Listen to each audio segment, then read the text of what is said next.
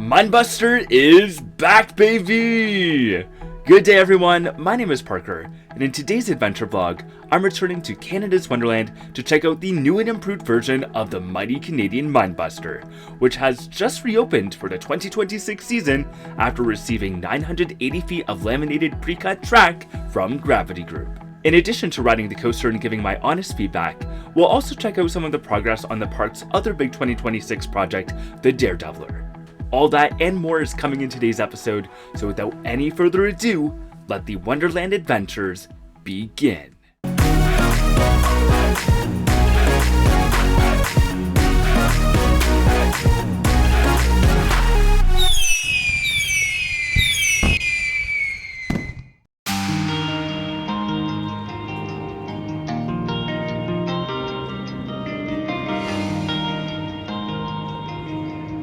Alright, little update on the DareDeviler here. A lot more of it has been painted since my last visit.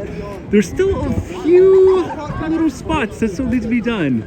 Like, I mean, that little silver part is the only spot that I see from this point. I'm sure I'll see more when I go around the corner, but it's so close. And I know it's been testing. I'm not sure if I'll be lucky enough to actually get it on camera in motion, but I think the opening is going to be soon.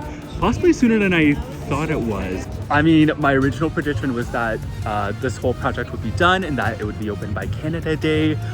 I'm gonna be optimistic and say that it might even be open before then. I'm not sure, I don't want to get my hopes up too much, but I have a good feeling that it's gonna be open soon.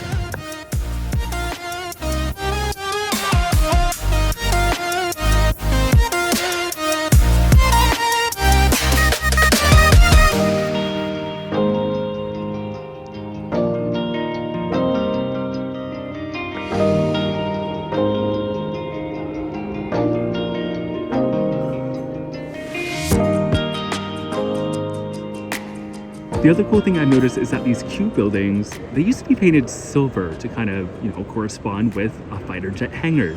Now they're painted this teal color. I don't really see anything else in terms of theming elements here yet. I expect there to be some theming. I know we used to have that fighter jet out front. I'm thinking that's going to be replaced by a biplane or something of the sort. But it's kind of neat that we can see this little glimpse of things that have changed.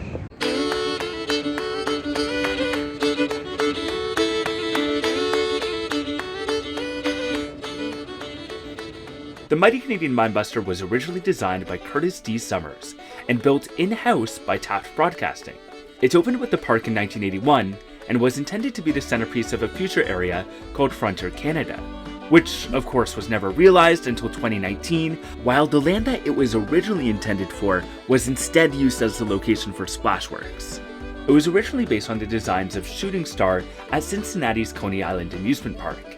Yes, the same park that was eventually relocated to become Kings Island. However, throughout the years, some of the original hills were sort of fused together and elongated to accommodate some of the bridges and splashworks. This ultimately meant that the ride lost some of its elements, and that, combined with the fact that it's gotten kind of rough over the years, has made it rather unpopular in recent decades. Last year, however, Gravity Group decided to give the first half of this ride a complete glow up by adding about 960 feet of laminated, vertically stacked pre-cut track. This innovative track design is awesome because it vastly improves the smoothness of the ride while retaining that classic wooden character. It's also great for the parks because the prefabrication process allows it to last longer than traditional wooden track, meaning that less maintenance is required in the long run. During this process, Gravity Group also did some reprofiling, which resulted in the return of Minebuster's long-lost third airtime hill. Now, in 2026, Gravity Group is back at it again. They just replaced an additional 980 feet of track, including the helix and the portion of track leading into it. Once again, they also added in a new airtime hill, this time replacing the straight section of track that used to lean into the helix. Now that the ride is back up and running again, let's go check it out. And here it is. The reason why I came today at all is to ride the new and improved Minebuster with Amanda Burley. I didn't even know she was here. I kind of ran into her. Well, I messaged you and I want to I don't read my messages.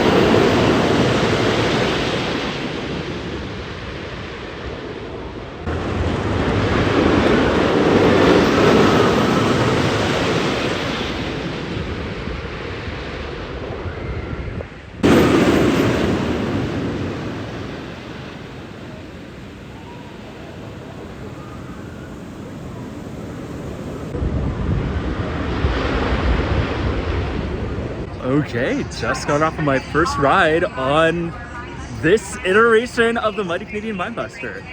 Overall, I'm pretty happy with it. That last third of track was definitely the roughest of the entire ride. It really needed that smoothing out. So I'm glad they did that. The extra airtime hill that they added, I mean, I knew it was coming, but I honestly didn't think it would be that strong. I think it would, you know, just kind of be there. But it actually gave you a good little pop of airtime. Just going over the crest of that hill and then going right into the helix. That was a nice moment. Now the helix itself, I have gone on record to complain that it used to be really rough and really janky to the point that it was uncomfortable.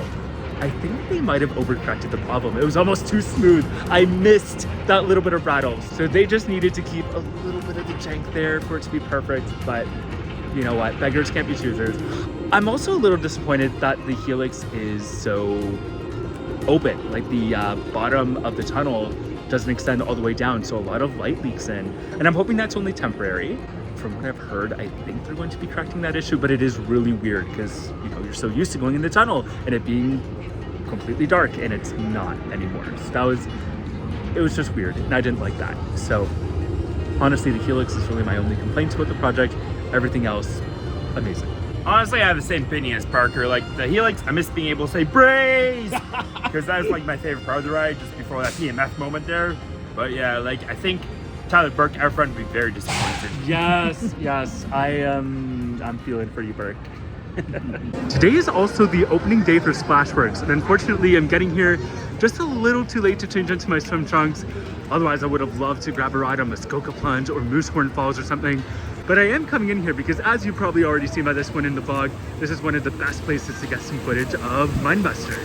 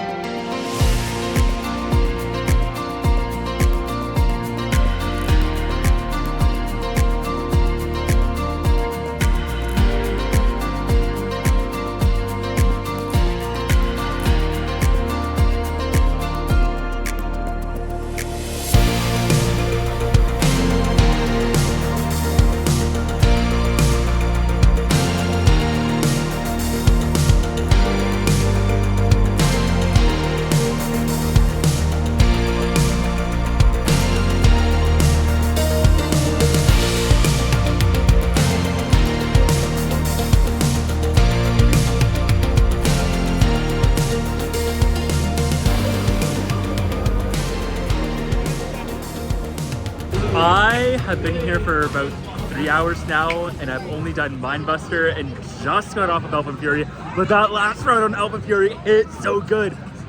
First of all, it was my first front row ride of the season. It was my first ride in the orange shade of the season, and I got basically minimum verified, so it was great. It was amazing. The only thing is I wish I was out there. As you guys have seen my TikTok videos of how you're screaming, yes, yes, yes. It was amazing. It's like they just reopened it. He launched out there. I was like practically standing. It was amazing.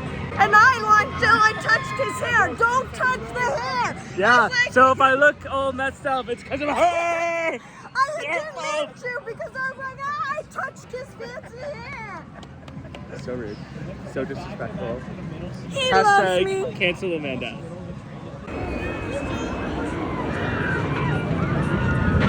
Just got a couple night rides on Minebuster, and I mean, this has always been one of the best night rides in the park, but especially with this retrack, it's really, really grown on me.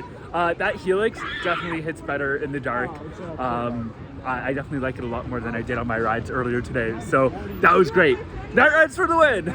And that's going to do it for this adventure vlog and update from Canada's Wonderland. What do you think of this new iteration of Minebuster? Do you like the changes that Gravity Group has made? Comment below and let me know. If you enjoyed this video and want to see more vlogs from theme parks, attractions, and beyond, you might want to consider becoming a subscriber. Also be sure to hit the notification bell to be notified whenever I upload a new video. Big shout out to my Patreon members for going above and beyond in supporting this channel. I truly appreciate your support, and if you're interested in supporting me for as little as $2 a month in exchange for some sweet perks and bonus content, including my Patreon exclusive series Beyond the Adventure, head on over to patreon.com/abyparker to learn more about all of the different tiers that I have available. Once again, thank you so much for watching, and until next time, the adventures are calling. Bye!